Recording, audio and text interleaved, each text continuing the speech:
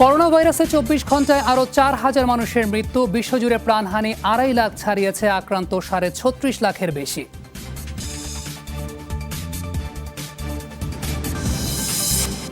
Corona মোকাবেলায় $৮০০ কোটি তহবিল গঠন, ৪০ দেশ ও সংস্থার যোগদান। ভিডিও কনফারেন্সে অংশ নেয়নি যুক্তরাষ্ট্র এবং রাশিয়া।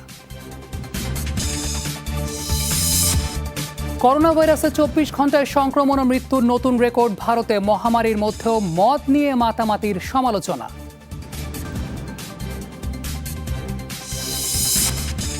এসব খবরের বিস্তারিত নিয়ে আপনাদের সঙ্গে রয়েছে আমি সৈয়দ আবিদ হোসেন সামি। বিশ্বজুড়ে করোনা ভাইরাসে মৃতের সংখ্যা ছাড়িয়েছে ২.৫ লাখ। ২৪ ঘন্টায় আরও ৪,০০০ প্রাণ কেড়ে নিয়েছে করোনা ভাইরাস। আক্রান্ত ৩৬ লাখ মানুষ। সোমবার নতুন রোগী শনাক্ত হয়েছে প্রায় ৭৮,০০০। কয়েক সপ্তাহের ধারাবাহিকতায় এদিনও সর্বাধিক মৃত্যু দেখেছে যুক্তরাষ্ট্র, কিছুটা কমে একদিনে প্রাণহানি এখন ১৩০০-তে। দেশটিতে মোট মৃতের সংখ্যা ৭০,০০০ ছুঁই, আক্রান্ত ১২ লাখেরও বেশি। মহামারীর আরেক কেন্দ্রস্থল ইউরোপে এখন অনেকটা নিম্নমুখী মৃত্যু এবং সংক্রমণ। প্রায় ১,০০০ প্রাণ গেছে ইটালি, স্পেন, যুক্তরাজ্য এবং ফ্রান্সে। সব মিলিয়ে দেশ চারটিতে মৃতের সংখ্যা ছাড়িয়েছে ১,০৮,০০০। কোভিড-১৯-এর নতুন হটস্পট ব্রাজিলে ২৪ ঘন্টায় মারা গেছে ৩০০-র বেশি মানুষ। দেশটিতে মোট মৃত্যু হয়েছে ৭,৩০০ জনের, আক্রান্ত ১,০৭,০০০-এরও বেশি।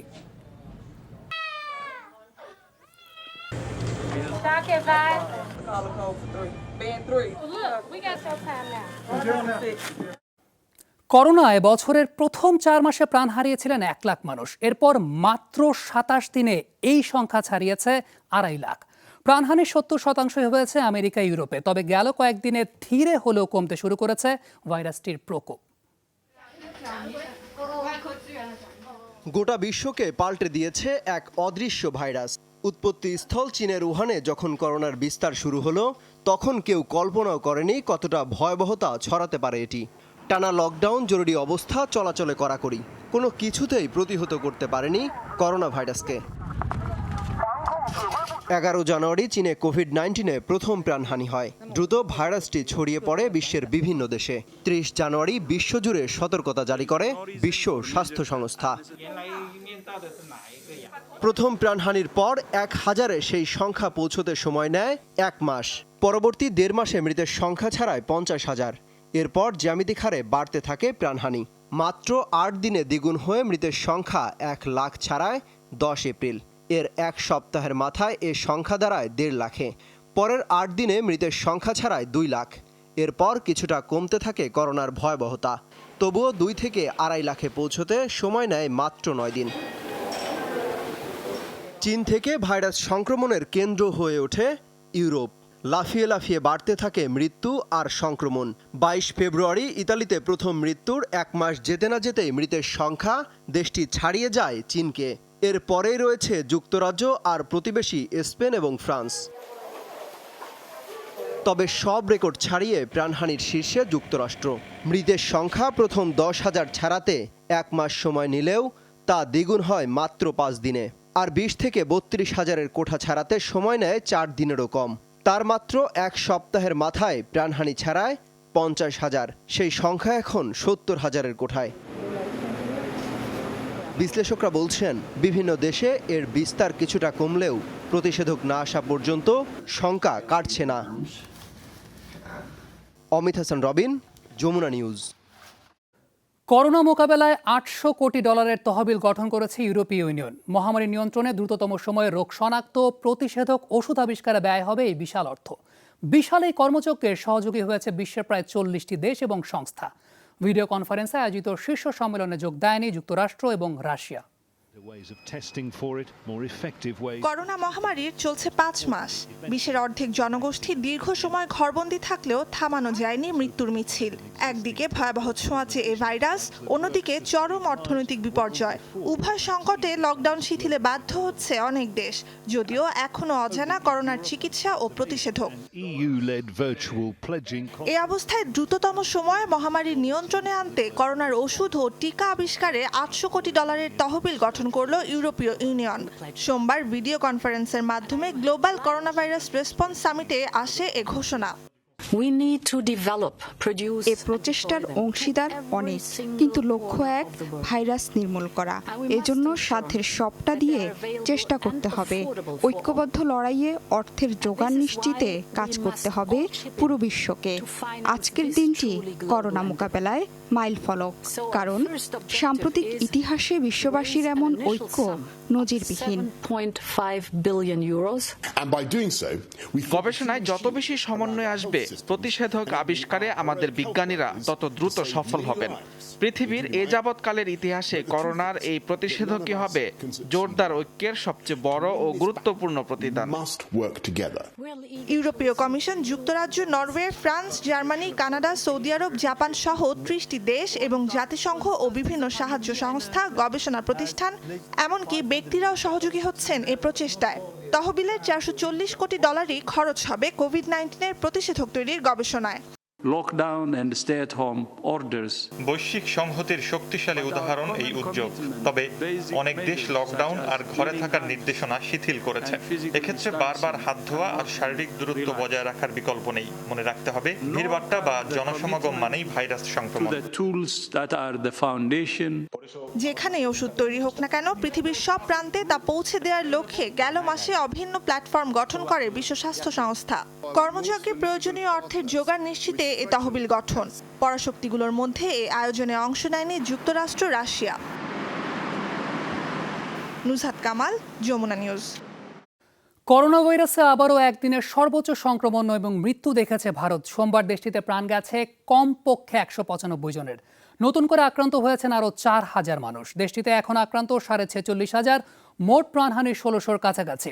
প্রতি 10 দিনে দ্বিগুণ মানুষ প্রাণ হারাচ্ছেন ভারতে। তবে এপ্রিলের শুরু থেকে 5 সপ্তাহের ব্যবধানে সংক্রমণ বেড়েছে 23 গুণের বেশি। সর্বাধিক সংক্রমণ ও মৃত্যু হয়েছে মহারাষ্ট্র, গুজরাট, দিল্লি, মধ্যপ্রদেশ, রাজস্থান, তেলেঙ্গানা এবং তামিলনাড়ুতে। রেড জোন ঘোষিত 5 শহর রাজধানী দিল্লি, মুম্বাই, বেঙ্গালুরু, চেন্নাই এবং আহমেদাবাদে কঠোর করা হয়েছে লকডাউন। ভারতীয় স্বাস্থ্য মন্ত্রণালয় জানিয়েছে, এ পর্যন্ত সুস্থ হয়ে বাড়ি ফিরেছেন প্রায় 13,000 মানুষ। ভারতে মদ কেনার দীর্ঘ লাইন আর হুড়োহুড়ি নিয়ে রীতিমতো এক আলোচনা চলছে সারা বিশ্বেই। 40 দিন পর দোকান খোলার খবরে রীতিমতো মাতামাতি দেখা যায় মদ নিয়ে। লকডাউনের মধ্যে কড়াকড়ি আর শারীরিক দূরত্বের তোয়াক্কা করেননি মানুষ। পরিস্থিতি সামাল দিতে লাঠিচার্জ করতে হয় পুলিশকে। এই অবস্থায় আজ থেকে মদের দামে 70% অতিরিক্ত শুল্ক আরোপ করেছে নয়াদিল্লি। কড়া রোদের মধ্যে এই অপেক্ষা ত্রাণ বা সহায়তার জন্য নয়। দীর্ঘ 40 দিন পর খুলেছে মদের দোকান। নয়াদিল্লিতে মদ কিনতে তাই রীতিমতো হুমড়ি খেয়ে পড়েছে মানুষ। কোথাও কোথাও দেখা গেছে কয়েক কিলোমিটার লম্বা লাইন। 1.5 মাস পর সোমবার থেকে লকডাউন শিথিল হয়েছে ভারতের কিছু কিছু এলাকায়। মদের দোকান সহ কিছু ব্যবসা সীমিত পরিসরে খোলার অনুমতি দেওয়া হয়েছে শারীরিক দূরত্ব পালনের শর্তে। কিন্তু কে শোনে কার কথা? সবার আগে মদ কিনতে শুরু হয় হুড়োহুড়ি। পরিস্থিতি নিয়ন্ত্রণে কিছু জায়গায় লাঠিচার্জ করতে হয় পুলিশকে। 1.5 মাস হয়ে গেছে, কিভাবে ধৈর্য ধরে রাখবে মানুষ? আমিও আর ধৈর্য ধরে রাখতে পারছি না। অন্তত 2-1টা বোতল আমাকে নিতেই হবে। একে তো মদের স্বল্পতা, তার উপর দীর্ঘদিন পর দোকান খুলেছে, তাই এমন পরিস্থিতি। সরকারি নির্দেশনা অনুসারে মদের দোকান খুলেছে সকাল 9টায়, কিন্তু অনেক জায়গায় রাত থাকতেই সিরিয়াল দিয়েছে মানুষ। সোমবার প্রথম দিনে মদ না পেলেও দোকান খোলার খবরেই খুশি ভোক্তারা। অনেকে তো রীতিমতো উদযাপন করেছেন আনন্দের সংবাদ। মহামারী ভুলে মদ নিয়ে এমন মাতামাতি দেখা গেছে প্রায় সব প্রধান শহরেই। করোনা সতর্কতায় 18 মে পর্যন্ত বাড়ানো হয়েছে ভারতের লকডাউন। সব বন্ধ রেখে মদের দোকান খোলার অনুমতি দেয় ক্ষুব্ধ অনেকে। এটি খুবই ভয়াবহ চিত্র। এভাবে লকডাউন চলার কোনো মানে হয় না। যারা এভাবে ভিড় করছেন তারা শুধু নিজের নয়, বরং পরিবারকেও ভয়ঙ্কর বিপদে ফেলছেন। গণমাধ্যম বলছে, মদ বিক্রি থেকে দিনে অন্তত 700 কোটি রুপি রাজস্ব পায় ভারত। বিশ্লেষকরা বলছেন, অর্থনৈতিক অচলাবস্থার মধ্যে বিপুল এ রাজস্বের জন্যই খোলা হয়েছে মদের দোকান। বাড়তি আয়ের আশায় মঙ্গলবার থেকে মদের দামে 70% বিশেষ শুল্ক আরোপের ঘোষণা দিয়েছে নয়াদিল্লির রাজ্য সরকার। মুজরেবিন তারেক, যমুনা নিউজ। সাংবাদিকতার সবচাইতে অভিজাত পুরস্কার পুলিৎজারে ভূষিত হয়েছেন 3 কাশ্মীরি সাংবাদিক। ভারত নিয়ন্ত্রিত জম্মু কাশ্মীরে মুসলিম নিপীড়নের খবর তুলে ধরে ফিচার ফটোগ্রাফি শাখায় পুরস্কৃত হয়েছেন তারা। বার্তা সংস্থা এপিতে কর্মরত এই সাংবাদিকরা হচ্ছেন দার ইয়াসিন, মুক্তার খান এবং চান্নি আনন্দ। গেল 5ই আগস্ট ভারতের একমাত্র মুসলিম অধ্যুষিত অঞ্চলটির রাজ্য মর্যাদা বাতিলের পর কঠোর লকডাউন আর সেনা প্রহরার মধ্যেই খবর সংগ্রহ করেন তারা, কখনো অপরিচিত মানুষের বাড়িতে আশ্রয় নিয়ে, কখনো বা সবজির থলিতে ক্যামেরা লুকিয়ে। বিশ্বের সামনে তুলে ধরেছেন কাশ্মীরি মুসলিমদের বিক্ষোভ, তাদের দৈনন্দিন জীবন এবং নিরাপত্তা বাহিনীর অ্যাকশনের চিত্র।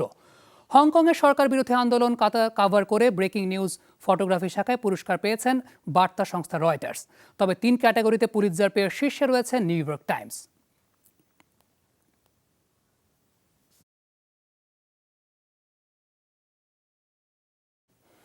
করোনা ভাইরাসের বিরুদ্ধে যে গুটি কয়েক দেশ সাফল্য পেয়েছে তার মধ্যে অন্যতম ভিয়েতনাম। চীনের প্রতিবেশী হলেও এই মহামারী গ্রাস করতে পারেনি দেশটিকে। গোড়া থেকেই খুব দ্রুত এবং কার্যকর পদক্ষেপের মাধ্যমে নিয়ন্ত্রণ করেছে কোভিড-19। এখন পর্যন্ত 271 জন সংক্রমিত হলেও কারো মৃত্যু হয়নি। শূন্যের কোটায় নতুন সংক্রমণ। পরিস্থিতি নিয়ন্ত্রণে আসা লকডাউন শিথিলের সিদ্ধান্ত নিয়েছে দেশটি। খুলে দেওয়া হয়েছে স্কুল। সারা বিশ্ব যখন করোনার সাথে লড়াইয়ে নাকাল, তখন স্বাভাবিক জীবনে ফেরার পথে ভিয়েতনাম। দীর্ঘ 3 মাস পর স্কুলে ফিরেছে শিশুরা। প্রিয় বন্ধুদের কাছে পেয়ে উচ্ছ্বসিত শিক্ষার্থীরা, আনন্দিত শিক্ষকরাও। আবার স্কুলে ফিরে ভীষণ আনন্দ হচ্ছে। 3 মাস পর বন্ধু আর শিক্ষকদের সাথে দেখা হয়েছে। তবে করোনা সংক্রমণ এড়াতে সতর্ক স্কুল কর্তৃপক্ষ। সরকারি নির্দেশনা মেনে করা হয়েছে বাধ্যতামূলক মাস্ক, থার্মাল স্ক্যানিং ও হ্যান্ড স্যানিটাইজিং এর ব্যবস্থা। বর্তমান পরিস্থিতিতে সতর্কতা সবচেয়ে জরুরি। স্কুলের বিভিন্ন জায়গায় হ্যান্ড স্যানিটাইজার রাখা হয়েছে। স্কুলের গেটে তাপমাত্রা পরীক্ষা করা হচ্ছে। ক্লাসরুমেও সার্বক্ষণিক ছাত্রদের স্বাস্থ্যের খোঁজ নেওয়া হচ্ছে। ভিয়েতনামে প্রায় 3 সপ্তাহ ধরে অভ্যন্তরীণভাবে নতুন সংক্রমণ নেই। চিকিৎসা খাতে দুর্বল অবকাঠামো নিয়েও কোনো মৃত্যু নেই করোনা ভাইরাসে। সরকারের সিদ্ধান্ত আর কৌশল প্রশংসাযোগ্য। আমরা ভাইরাসকে দূরে রাখতে পেরেছি। জানুয়ারির শেষ নাগাদ প্রথম শনাক্তের পরপরই সর্বোচ্চ সতর্কতা গ্রহণ করে ভিয়েতনাম। WHOর নির্দেশনার বাইরে গিয়েও নানা সিদ্ধান্ত নেয় দেশটি। সবচেয়ে বেশি গুরুত্ব দিয়েছে ব্যাপক হারে নমুনা পরীক্ষা আর কন্ট্যাক্ট ট্রেসিংয়ের উপর। কড়া নিয়ম মানা হয় কোয়ারেন্টাইন আর আইসোলেশনে, যার ফলে সম্ভব হয় কমিউনিটি ট্রান্সমিশন প্রতিরোধ। পরিস্থিতি জটিল হবার আগেই ব্যবস্থা গ্রহণ, এটাই ভিয়েতনামের করোনা জয়ের মূল মন্ত্র। বড় আকারে কমিউনিটি ট্রান্সমিশন রোধে সক্ষম হই। ভিয়েতনামে প্রতি 10 লাখে নমুনা পরীক্ষা হয়েছে 2681 জনের। এপ্রিল পর্যন্ত নমুনা পরীক্ষা হয় 2,61,000 মানুষের। গড়ে একজন শনাক্তে দেশটিতে পরীক্ষা হয়েছে 800 জনের, যা বিশ্বের সর্বোচ্চ। ডরথি তাসরিন, যমুনা নিউজ। যুক্তরাষ্ট্রে করোনা ভাইরাসে প্রাণ গেছে নারী সহ আরও 3 প্রবাসী বাংলাদেশির। এ নিয়ে দেশটির 6 রাজ্যে গেল 49 দিনে মারা গেছেন 234 জন বাংলাদেশি। শনিবার মারা যাওয়া ব্যক্তিদের 3 জনই নিউ ইয়র্কের বাসিন্দা, সবাই 60 ঊর্ধ্ব। এদের মধ্যে একজন নুরুল ইসলাম শুকুর কোভিড-19 আক্রান্ত হয়ে নিউ ইয়র্কের ব্রুকলিনের একটি হাসপাতালে চিকিৎসাধীন ছিলেন তিনি। অপর 2 জন হচ্ছেন নূরজাহান বেগম এবং হাজি সোয়াবুর রহমান। যুক্তরাষ্ট্রে মৃত্যু হওয়া প্রবাসী বাংলাদেশিদের মধ্যে 212 জনের নিউ ইয়র্কের, বাকিরা Michigan, new jersey, Maryland, Virginia এবং ম্যাসাচুসেটসের। দেশটির বিভিন্ন হাসপাতালে এখনও চিকিৎসাধীন রয়েছেন অনেক বাংলাদেশি।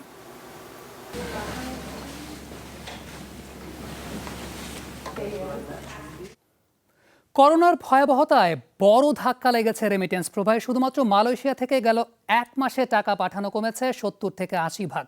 প্রবাসীরা জানিয়েছেন লকডাউনের কারণে অচলাবস্থা এবং আয় রোজগার না থাকায় টাকা পাঠানো কমেছে। আগামী 6 মাসের মধ্যে সবকিছু স্বাভাবিক হবে বলে আশা আর্থিক খাতের সঙ্গে সংশ্লিষ্টদের। বিস্তারিত মালয়েশিয়া থেকে আমাদের সহকর্মী শেখ আহমেদুল কবিরের প্রতিবেদনে। সোমবার থেকে মালয়েশিয়ায় কিছুটা শিথিল লকডাউন। খুলে দেয়া হয়েছে ব্যাংক, মানি এক্সচেঞ্জ সহ সব ধরনের আর্থিক প্রতিষ্ঠান। কার্যক্রম শুরু হলেও প্রথম দিন গ্রাহক শূন্য ছিল বাংলাদেশি ব্যাংকগুলোতে। আর্থিক খাত সংশ্লিষ্টরা বলছেন, গড়ে প্রতি মাসে শুধু মালয়েশিয়া থেকে শ্রমিকরা দেশে পাঠাতেন প্রায় 125 কোটি টাকা। কিন্তু করোনার কারণে বড় ধাক্কা লেগেছে রেমিটেন্স প্রবাহে। আশঙ্কাজনক হারে কমেছে টাকা পাঠানোর পরিমাণ। এই মুহূর্তে অধিকাংশ শ্রমিক বেতন না পাওয়ার ফলে তারা দেশে টাকা পাঠাতে পারছেন না, যার ফলে রেমিটেন্সের প্রবাহ ইতিমধ্যে 70 থেকে 80% কমে গেছে। প্রবাসীরা বলছেন দীর্ঘদিন অফিস আদালত বন্ধ থাকায় কর্মহীন ছিলেন তারা। বেতন না পাওয়ায় দেশে টাকা পাঠানোর উপায় ছিল না। ব্যাংক কর্মকর্তারা বলছেন এই সংকটময় পরিস্থিতি কাটিয়ে উঠতে কিছুটা সময় প্রয়োজন। 4টা মে থেকে আমাদের মালয়েশিয়ার সবগুলো এক্সচেঞ্জ হাউসগুলো খুলে দিয়েছি। আমরা আশা করছি করোনা ভাইরাসের কারণে আমাদের যে ভয়াবহ ক্ষতি হয়েছে আগামী 3 থেকে 6 মাসে ইনশাল্লাহ আমরা সেটা পুষিয়ে নিতে পারব। বাংলাদেশ ব্যাংকের তথ্য অনুযায়ী চলতি অর্থ বছরের এপ্রিল পর্যন্ত 10 মাসে বিভিন্ন দেশ থেকে প্রবাসীরা রেমিটেন্স পাঠিয়েছেন $1,478 কোটি, যা গেল অর্থ বছরের চেয়ে $150 কোটি বেশি। আশঙ্কা করা হচ্ছে আগামী অর্থ বছরে রেমিটেন্সের পরিমাণ কমবে বহুগুণ। Amit Hasan Robin, Jamuna news. Super hero এবং সংসেজে সারা বছর মানুষকে যারা আনন্দ দেন, করোনা পরিস্থিতিতে তারা সংকটে পড়েছেন। বলছিলাম স্ট্রিট পারফর্মারদের কথা। কাজ না থাকায় অবস্থা এতটাই খারাপ যে সরকারি সহায়তার দাবিতে মেক্সিকোতে রাস্তায় নামতে হয়েছে তাদের। এদিকে শারীরিক দূরত্ব রেখে ঐতিহ্যবাহী পোলাকা নাচের দারুণ এক আয়োজন হয়ে গেছে ফিনল্যান্ডে। রাস্তায় সংসেজে মানুষকে আনন্দ দেয়াই তাদের পেশা। বিনিময়ে জোটে কিছু অর্থ, যা দিয়ে চলে জীবন জীবিকা। ব্যাটম্যান, সুপারম্যান কিংবা ক্যাপ্টেন আমেরিকা, জনপ্রিয় সুপার হিরো সাজা মেক্সিকোর এসব স্ট্রিট পারফর্মাররা এখন ভালো নেই। লকডাউনে কাজ বন্ধ, জীবন বাঁচাতে সরকারি সহায়তার দাবিতে তাই ব্যতিক্রমী এ পদযাত্রা। করোনা ভাইরাসে মারাত্মক ক্ষতিগ্রস্ত হয়েছে আমাদের পেশা। সরকারি সহায়তা ছাড়া উপায় নেই আমাদের। যেসব শিশু কখনোই স্কুল, পার্ক কিংবা কোথাও ক্লাউনদের দেখেনি, তাদের আনন্দ দিতেই আমাদের এই উপস্থিতি। মেক্সিকোর স্বাস্থ্য বিভাগের শঙ্কা, এ মাসে দেশটিতে আরও ভয়াবহ রূপ নেবে করোনা। তাতে আরও বিপদে পড়বেন স্ট্রিট পারফর্মাররা।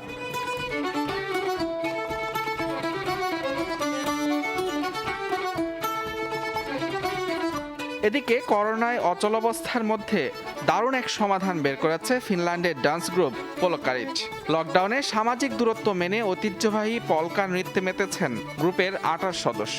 পুরো পারফরমেন্সই হয়েছে অনলাইনে ভিডিও কলের মাধ্যমে।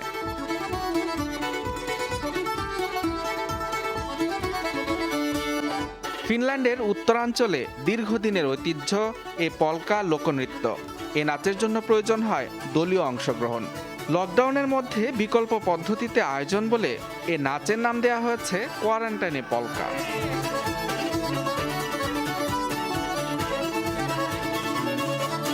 মুদ্রাবিন তারেক, যমুনা নিউজ। দুদিনের ব্যবধানে কাশ্মীরে আবারও হামলার শিকার ভারতের নিরাপত্তা বাহিনী। বিচ্ছিন্নতাবাদীদের হামলায় এবার প্রাণ গেছে সিআরপিএফের 3 সদস্যের, আহত হয়েছেন আরও 2 জন। সোমবার কাশ্মীরে হান্দাওয়ারা জেলার একটি চেকপোস্টেই হামলার ঘটনা ঘটে। জেলার ত্রালগুন্দ এলাকায় নিরাপত্তা বাহিনী টহল দলটির উপর গুলি করে। এতে ঘটনাস্থলে নিহত হয় সিআরপিএফের 3 সৈনিক। এ সময় দুপক্ষের বন্দুকযুদ্ধে 15 বছর বয়সী এক বেসামরিক ব্যক্তিও নিহত হন। এর আগে রোববার সশস্ত্র গোষ্ঠীর হামলায় এক কর্নেল সহ 5 নিরাপত্তা সদস্য নিহত হয়।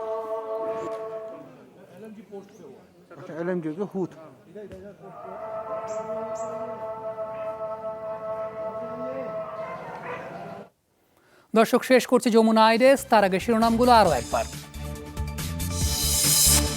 করোনা ভাইরাসে 24 ঘন্টায় আরও 4,000 মানুষের মৃত্যু, বিশ্বজুড়ে প্রাণহানি 2.5 লাখ ছাড়িয়েছে, আক্রান্ত 36.5 লাখের বেশি। করোনা মোকাবেলায় $800 কোটি তহবিল গঠন, 40 দেশ ও সংস্থার যোগদান, ভিডিও কনফারেন্সে অংশ নেয়নি যুক্তরাষ্ট্র এবং রাশিয়া। করোনা ভাইরাসে 24 ঘন্টায় সংক্রমণ ও মৃত্যুর নতুন রেকর্ড ভারতে। মহামারীর মধ্যেও মদ নিয়ে মাতামাতির সমালোচনা। এই ছিল আইডেস্কের এখনকার আয়োজনে। এতক্ষণ সঙ্গে থাকার জন্য অনেক অনেক ধন্যবাদ।